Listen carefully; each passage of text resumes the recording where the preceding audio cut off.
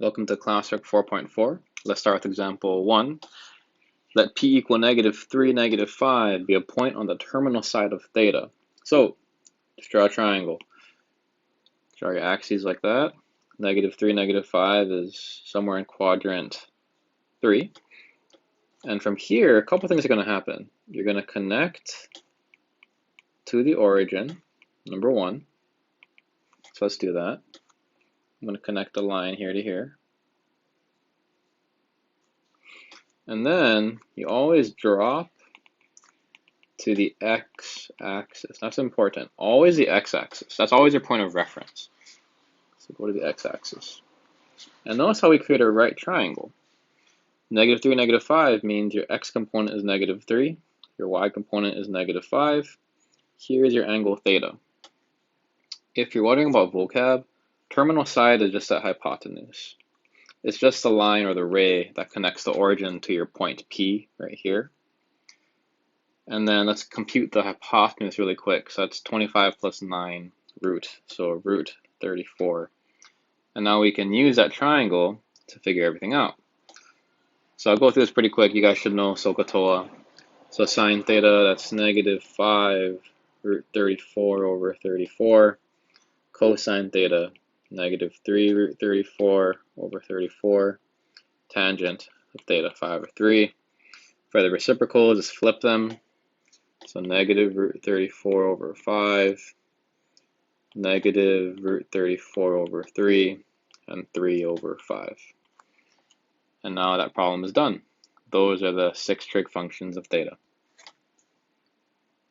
Now before I move on, let's add one more note here. I do want to make sure you know that h, our hypotenuse, is always positive. So that's the reason that is because that's referring to the length from your origin to that point. So that length is always going to be positive versus your x and y components, xy components. Because they're components, I think of it as they have the capability to be negative, whereas the hypotenuse will never be negative. That can't ever happen. You could also think of it as a squared plus b squared plus c squared. That c will never be negative. You could also think of it that way too. Next example. If tan theta is less than 0, so write y over x less than 0, and cosine theta is greater than 0, that means x is greater than 0. Name the quadrant in which the angle theta lies. So just draw your xy axis.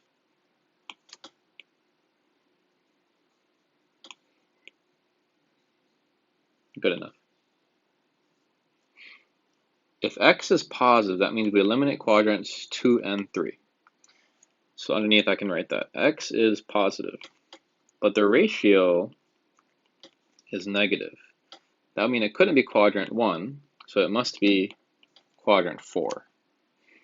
So now we apply that same concept to example 4. Notice how tan here is negative, and cosine, your x, is positive. So it's the exact same setup. Y over x is negative, the ratio, but x is positive. Which means when you draw your triangle now, we know it's in quadrant 4. If it's -2 over 3, start by just writing opposite is 2, adjacent is 3. And just think logically which one's negative. If 3 is the x component, that's positive. 2 is the y component, so it must be negative. Do the Pythagorean Theorem, that would be the root of 13. Now it's the question. Cosine theta, that's just a over h, so that's 3 root 13 over 13. And then cosecant theta, that's going to be h over o, so that's just root 13 over -2. And look, done, no problem. We'll just circle that one. Okay, 2 more examples. Finding reference angles. So this is always forgotten in trig. It is pretty important, but you guys kind of do it intuitively. That's kind of why people forget. For definition, just write this down. The reference angle is simply the acute, actually positive, comma, acute angle made with your x-axis. So for A, Let's just draw it out, 345. So you rotate, that's going to be pretty big, so let's go right there. Draw a ray. The reference angle is right there. So right there, that's your reference angle. So again, you gotta use some basic geometry here. If the whole thing is 345, just think what's left. Well, 360 minus 345, that's simply 15 degrees. That's your answer. B, 5 pi over 6. So draw it out. You should know 5 pi over 6 is right there. The reference angle is that little bitty space right there. So notice how we're always going to the x-axis. And if this is pi, if we subtract them, you get pi over 6. That's it. Next one, negative 135. So rotating negative means you're going to rotate down initially. So 135 should be right about there.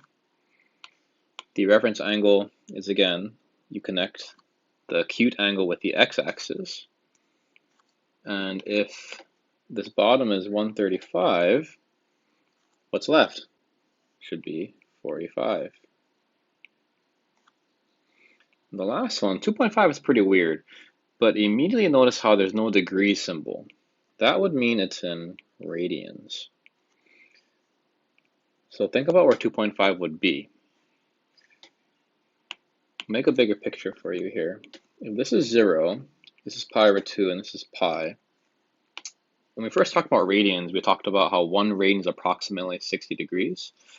So think about these actual numbers, right? This is like saying 3 over 2 radians, and this one is like 3 radians, which means 2.5, that's going to be somewhere in quadrant 2. So let's write that. This is going to be 2.5 radians. So if you're looking for the reference angle, that little bitty piece right there, just think about how we get any other angle in quadrant 2. You just do 180, or pi, minus 2.5, the given angle.